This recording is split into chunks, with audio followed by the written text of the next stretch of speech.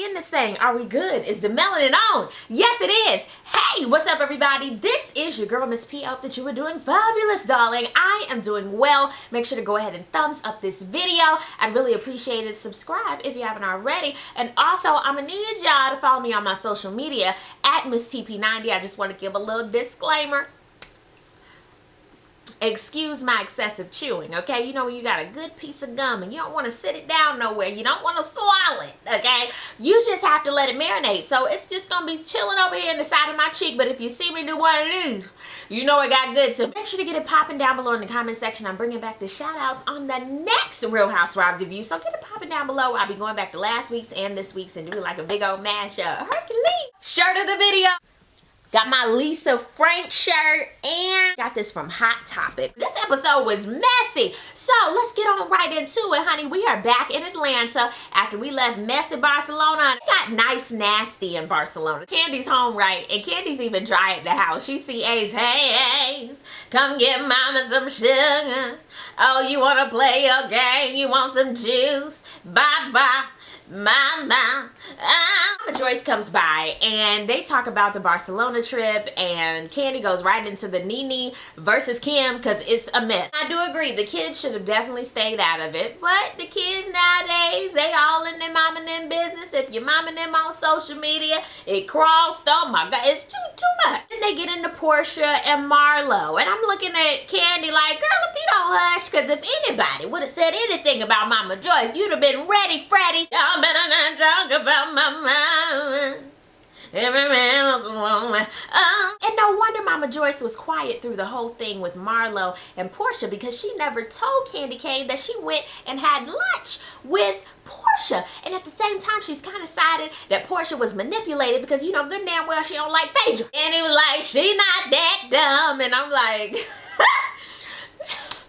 Okay, that's true. Ain't nobody that damn dumb. But at the same time, people know what they be doing at all times of the day. You can't tell me I didn't know what I was doing. Lies. Everybody know what they doing all the time. You know what you think all the damn time. You know what you doing. Don't say I blacked out. I don't know what happened, child. I can't remember. You remember good and damn well what you were doing. You know. Candy finally said she wants Portia to own her part in the whole situation. She wants her to own it sincerely, and I can understand that. That's true. That's true. I got you, Candy Cane. Speaking of Portia, we head on over with Portia and her sister. So Portia was like, you know what? I'm so glad I came back from Barcelona because I don't want to be in no toxic situations, and I can understand that. Feels like her and Nene made up. I was like, that is TBD. To be determined. As far as the apology, Portia's not even there yet. She don't even know what she gonna be apologizing for. That's the thing. You can expect an apology from somebody, but unless they know what they're apologizing for, there's no reason to push it on them. So Portia, go fly, spread your wings, girl, until you are ready, honey. Speaking of people you have to let be, Kim goes to see the bone collector, Sheree, at Chateau Sheree. She drove. There's no Croy, honestly. I think that was a setup. I think Croy was underneath the car, like holding on. I think it was holding on. Maybe he was in the trunk. There's no way he wasn't there. Croy is always pressed. They talk about Barcelona. You know the bone collector had to spread them bones out, huh? Kim was already done with Nene. She was already finished. She was like, well, Nene, I mean, she's been using her back for over like 40 years as a stripper. Man! And I was like, this conversation is not gonna go well at all. Which brings us over to Nene's house. She's sitting there with Greg and Brent. Lord, Brent is... Lord, what is in the food nowadays with these kids? How old is Brent? 12? No, maybe about 5 seasons ago he was 12. He is now 18, and he graduated. But what's in the food? Child, even at my job, you see these fine men and you be like, huh, you're 18? Jesus! Oh my God.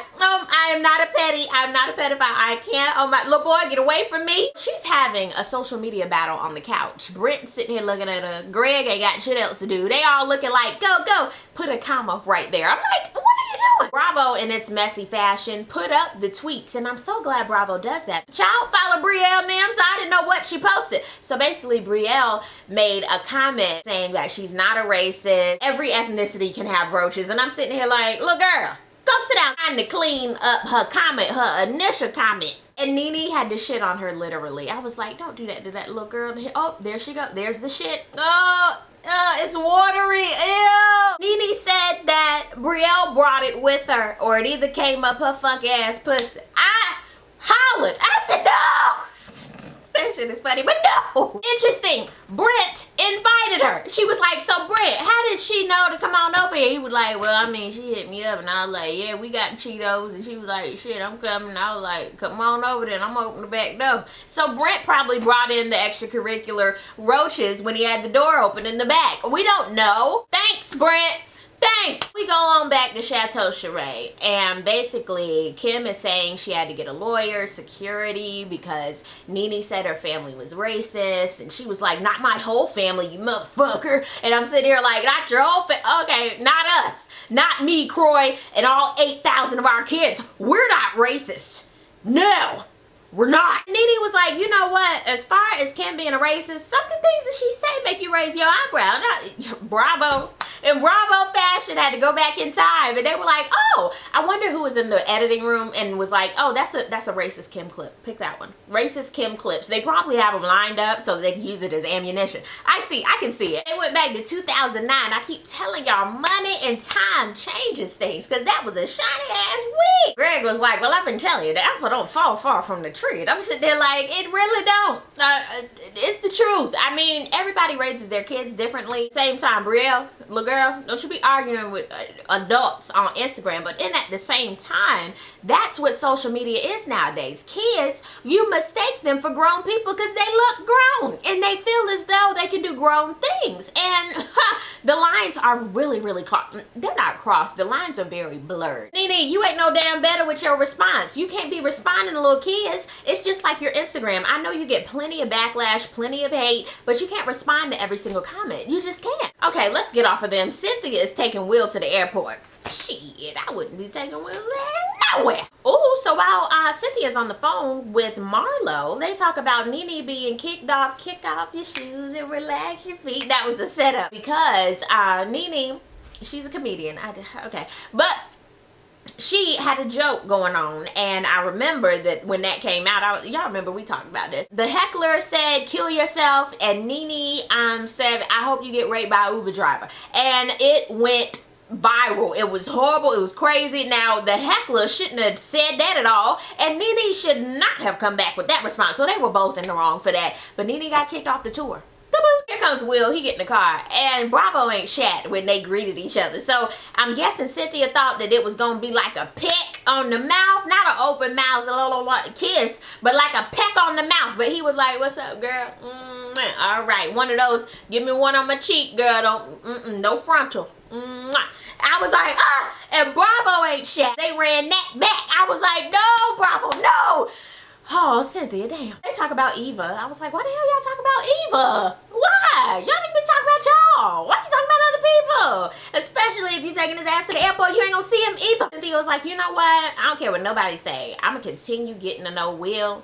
I like Will. Shit, Will, I guess he like me. And 50 Cent gonna do what 50 Cent wanna do. Cynthia, if you are horny, let's do it. Ride Will's pony. His saddle is waiting for you to jump on it. Now, I don't know if they gonna have a relationship because Will said it himself. He said, I was gonna break up with you at that last little shindig, but I realized we ain't even together. I was like, ooh, Will petty?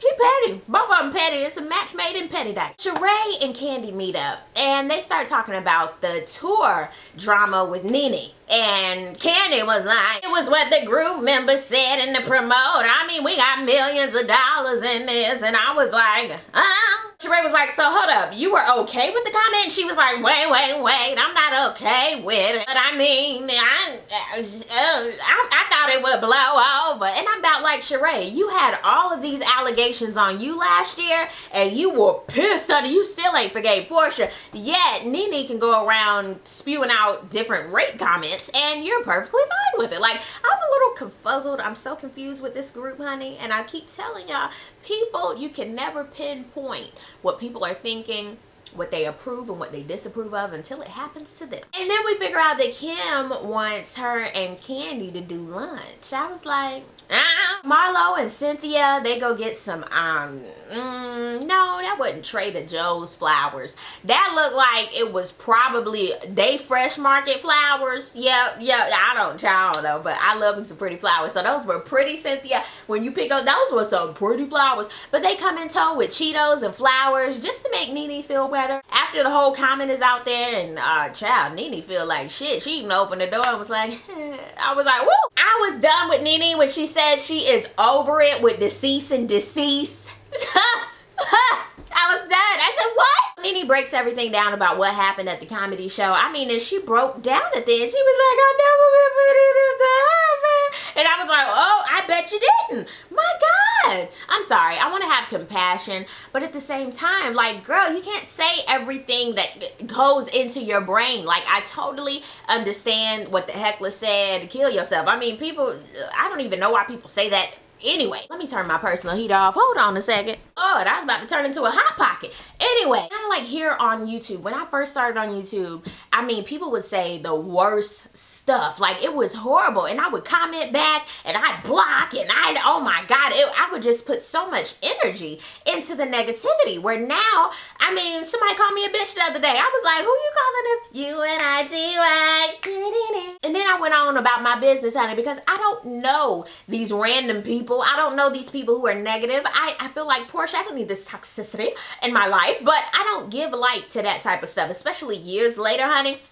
Oh my God. And so many people give into the negativity on their social media, on YouTube. I mean, and it's easy to do that type of stuff. And don't get me wrong, some days I feel like going back and forth. But a lot of times you can't give your energy to that negativity because you don't have time. You have to give your energy to the people who love and support you. But I can totally understand, like, right there in front of your face. Now, this is behind the scenes, okay? But right in front of your face, shit, I don't know how I would have reacted either. Now, would I have gone that deep? You have to be careful with how you react to certain things and what you say. And that's not even if you're a social media star, popular, famous. That's in general. You have to be careful with how you react to things and what you say. That's very important. Gotta give her this. She acknowledged it. She apologized, and she felt really, really bad. And I bet, like, a lot of things, a lot of opportunities can be stripped away based off of what you say, and it's real life out here. Time for Kim and Kandi to meet up. Child, this is good. This is what I was waiting for. Lord, money changed things. Bravo did a way back when Kandi had the little swoop doop hairdo, child. I was like, whoa! Kim was late. Shit.